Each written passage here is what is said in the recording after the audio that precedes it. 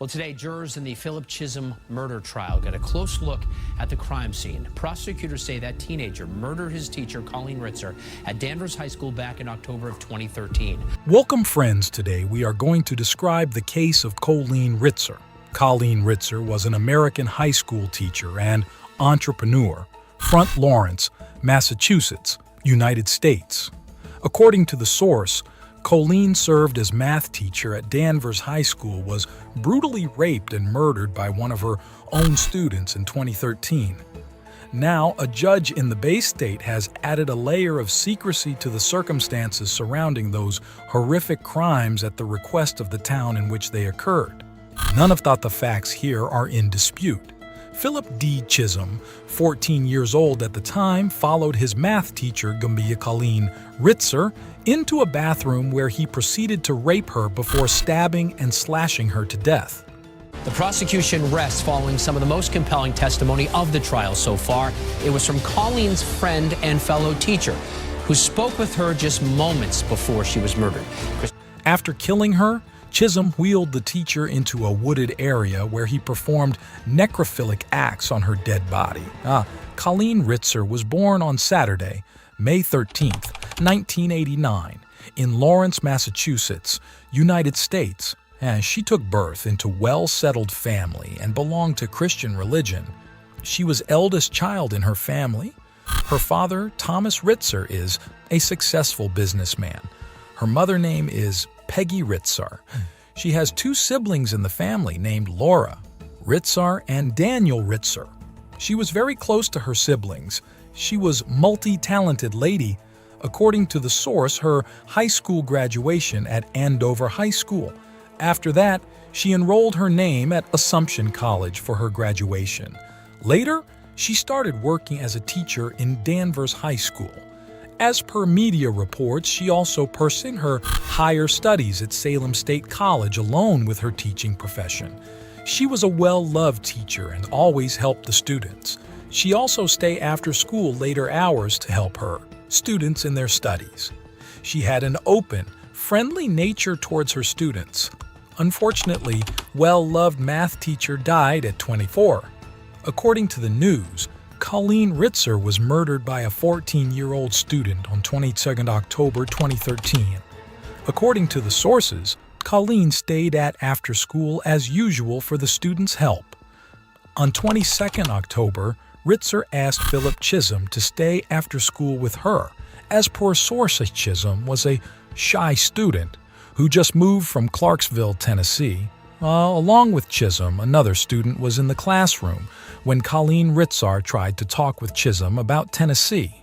Philip Chisholm was born on Jan 21, 1999.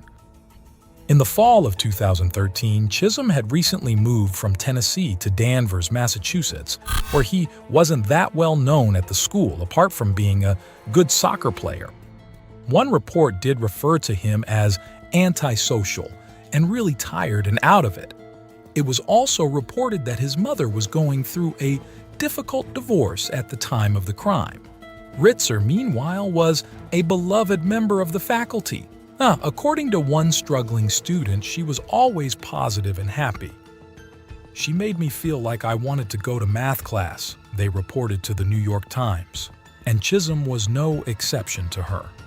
A student overheard Ritzer complimenting Chisholm on his drawing skills at the end of class and then requested that he stay after school so she could help him prepare for an upcoming test.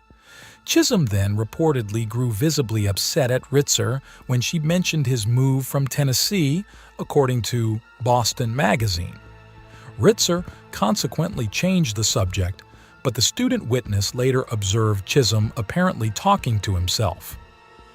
Hours later, he committed the unthinkable. On the morning of October 22, 2013, the Danvers High School's newly installed security camera system showed 14-year-old Chisholm arriving at school with several bags, which he placed into his locker. Contained within his bags were a box cutter, mask, gloves, and a change of clothing. According to the New York Times, the school security footage showed Ritzar exiting the classroom toward the second-floor women's bathroom at around 2:54 p.m.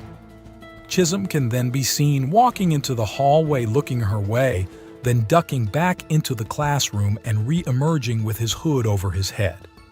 Trailing Ritzer, Chisholm pulled on gloves as he entered the same bathroom. Chisholm proceeded to rob Ritzer of her credit cards, iPhone, and her underwear before raping and stabbing her 16 times in the neck with the box cutter. A female student entered the bathroom at one point, but glimpsing someone partially unclothed with a effort of garments on the floor, she quickly left thinking they were getting changed. Chisholm appeared in several different outfits throughout the crime, which police later said showed how he'd planned the murder in advance. At 3:07 p.m., Chisholm left the bathroom with a hood over his head and walked outside to the parking lot. When he came back in 2 minutes later, he was wearing a new white t-shirt. Chisholm then went back to the classroom in a different red, hooded sweatshirt over his head, then returned to the bathroom at 3:16 p.m., pulling a recycling bin. He re-emerged in the white t-shirt and a black mask, pulling the bin with Ritzer's body toward an elevator and then outside of the school. He dragged the bin all the way to a wooded area behind the school where he raped Ritzer's lifeless body again, but with a tree branch. Cameras then picked Chisholm up coming back into the school, wearing a black shirt and glasses and carrying a pair of bloody jeans, completing his macabre fashion show. When neither Chisholm nor Ritzer were seen after school, they were both reported missing. After speaking with students and staff at the school, police found blood in the bathroom, Ritzer's bag, the bloody recycling bin, and Ritzer's bloodied clothing near the cross-country path the woods behind the school. By 11:45 p.m., the CCTV footage was acquired and scoured, and Chisholm became a suspect. Meanwhile, Chisholm used Ritzer's credit card to buy a movie ticket, then left the theater to steal a knife from another store. He was walking along a darkened highway outside Danvers when he was stopped by police on a routine safety call at 12:30 a.m. A frisk search of Chisholm for identification turned up Ritzer's credit card and driver's license. Chisholm was taken to the local station where his backpack was searched and Ritzer's purse and underwear were found, alongside the box cutter covered with dried blood. According to court documents, when Chisholm was asked whose blood it was, he said, "It's the girl's." When asked if he knew where she was, he chillingly replied, "She's buried in the woods." At 3 a.m., police discovered the gruesome sight of Ritzer's half-naked body covered with leaves near a pair of stained white gloves.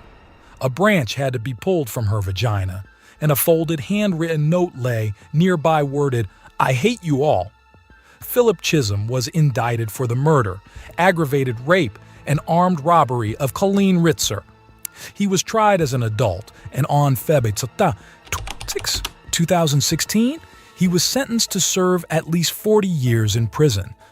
The family of murdered Danvers teacher Colleen Ritzer said the sentencing of her killer is unacceptable and pleaded for change in a recent decision by the Massachusetts Supreme Judicial Court that prevents juveniles from being sentenced to life in prison without parole. On Friday afternoon, a judge sentenced Philip Chisholm to a minimum of 40 years in prison for raping and murdering Ritzer. Chisholm will be eligible for parole when he is 54 years old. Peggie Ritzar, Colleen's mother, said after the sentencing that the family was personally offended by the defense's repulsive recommendation that Chisholm be eligible for parole in 15 years.